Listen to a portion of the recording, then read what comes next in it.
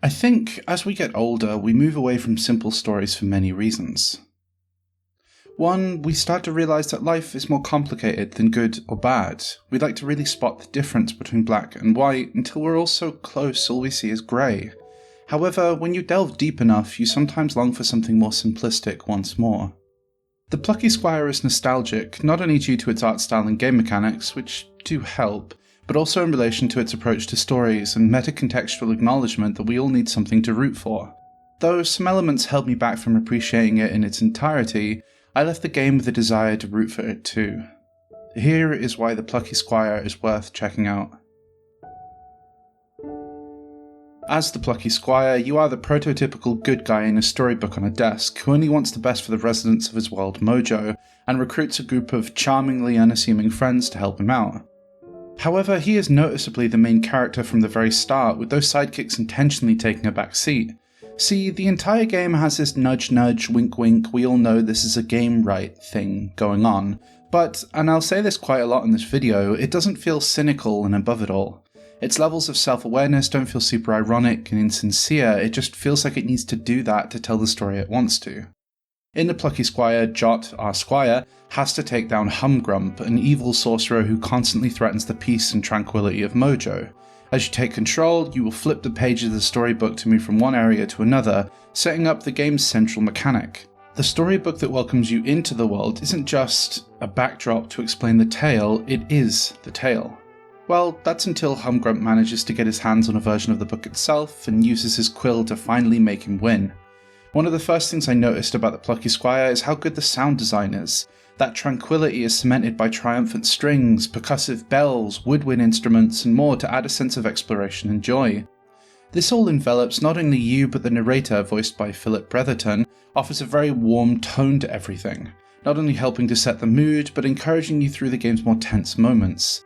When you combine this with the game's cutesy art style, everything about it feels heartfelt and downright cute. But we'll touch on that a little more later.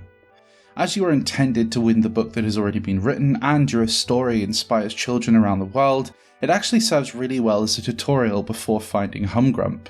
This includes beating up enemies, using keys, and even a boss fight against a honey badger in the form of a Punch-Out parody. This is not only well done, but allows for different styles of gameplay whilst being tonally consistent with the fantasy of the game. Of course, a kid would like the squire to get super buff and beat up a badger who has honey on his hands in the style of boxing gloves. Hey, I'd like that too. It's immediately delightfully creative and pretty much doesn't stop until the very end of the game. Practically all of the game's bosses require learning a new mechanic or parodying a different genre, which works really well for it as the swordplay is very basic. You have a dash, a swing with your sword, and a jump to start, then you can collect light bulbs from taking down bushes and whacking trees to get new skills, but it never gets any more complex than this, though it doesn't necessarily need to be. Combat is simplistic, and you just use it to get from A to B.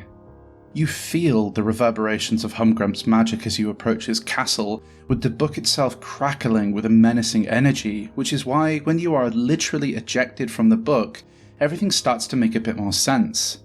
The Plucky Squire is a game made of two central mechanics. In the book itself, you have to tackle enemies, solve puzzles, and play around with the words of the story itself to make new openings.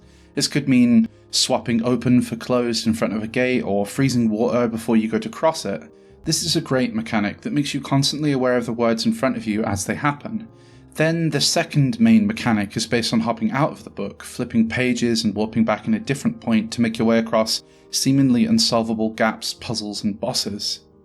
Though still cute, there's a subtle creepiness in seeing Jot in the third dimension, and this is only driven home by the deadly beetles crawling near the book as you leave.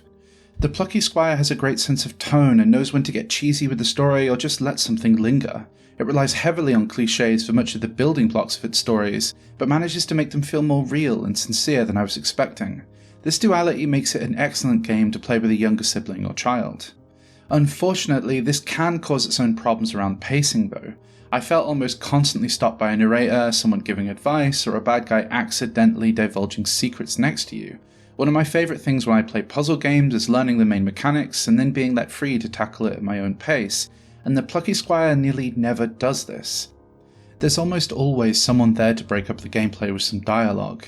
This can make it feel very stop-start, and even approaching the end, I felt my hand being firmly grasped by the book. I think there's room to take all that support away, to say something deeper about the game, or shock you, and it genuinely does explore these ideas in a way I really appreciate, but never quite enough. At around 6 to 9 hours long, I never felt like I was really let free on the world, even if I appreciated the journey without ever pushing it up to 5th gear.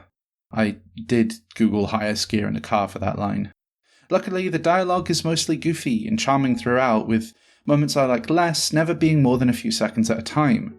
If you're ever worried about getting stuck, Mini-Beard, a small version of Moonbeard, who's a mentor throughout the game, gives helpful advice which often reframes how you look at puzzles to figure them out.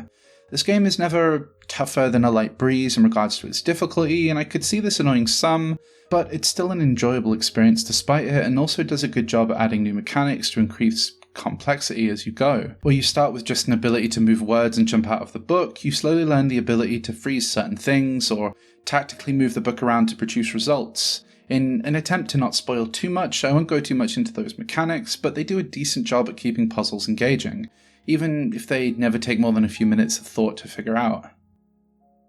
When I talk about simplistic stories or simplistic conceptions of morality, I don't necessarily mean to imply that's a bad thing, or that you can't get something genuine from it all. In fact, it can often be the opposite. Simple stories have a purpose, and the Plucky Squire is much a project on the virtues of this. Jart needs to beat Humgrump not just for his own world, but for the world of those reading the book, and in this sense, the game touches on the symbiotic relationship between the villain and the hero well. One is needed to create the other, and both are needed to create the reader. The Plucky Squire is not only fun to figure out, but also quite nice to watch. The aesthetic takes advantage of the storybook backdrop to really shine, giving the game the ability to do slow zooms, more experimental styles, and even use the depth of the page to shock with full art. It can be striking in a way that is genuinely gorgeous, then go back to something simple with a slide later. This is just one more way the team behind the game really shows off its collective creativity. The entire final act consistently swaps around you, and this gives an excellent tension as you reach the conclusion. Again, I won't be spoiling that here, but it makes up for the game's slower moments and does an excellent job making you want to come back in once more. If not for this, there are also a sequence of collectibles with art scrolls, small animals called glitch birds, and unique ways of tackling puzzles. These won't pull you past the 10-hour mark unless you really like the boss battles, but it doesn't need to. The game is short and sweet and can be tackled in a weekend if you have some spare time. If you're looking for the game's mechanics to build in ways that can really challenge your brain, or you want lots of freedom to explore the desk around your book and take on side quests, you won't find that here. The Plucky Squire is a storybook, and it does it incredibly well, with nice sound design and art design, and a story that is a joy to explore even if it's not going to shock you. Fundamentally, a lot of the things I want the Plucky Squire to do are things it isn't attempting to do, and when I take this as the story it is, I find myself thinking of it fondly. That's not to say, of course, we can't expect things from games they're not intending to give us, but it is relevant when we want to take it in its context. It turns out, looking past the bad to see the joy at its core is kind of what nostalgia is all about. Thank you for watching my video on the Plucky Squire. This one was a fun one, and a weird one to talk about, because I think I could rant on a lot more about some of the complexities of this game, where I see the strengths in the end of the story and in the mechanics, but also I feel like if you're exploring a storybook, you have to kind of do that yourself to an extent, and I wouldn't want to take that just so I can tell you why I dislike or like a thing. I think it's worth a play. It's worth spending a weekend just making your way through it and seeing what the world gives you. It's obviously not going to challenge you too much, but what challenge is there is fun, and if you have the time, I'd advise checking it out. As well as that, if you liked what you've seen here or you liked any of my other previous videos, please do subscribe. It would mean a lot to me to get that number just a little higher. And I don't know, recommend it to a friend. I'm trying to get watch time up, just because it says it on the tab in the thing that there's a goal you can hit, and I like to hit goals. But either way, if you like this and you want to subscribe, that would be awesome. If you want to give it a little like, or I don't know, comment what your favourite thing about the game is, I'd love to hear it. I do like to have discussions in those comment sections when I can. Either way, I'm rambling about nothing here. Thank you so much for watching my video, and I hope you enjoyed. And also I hope you enjoyed the game, because it's worth checking out.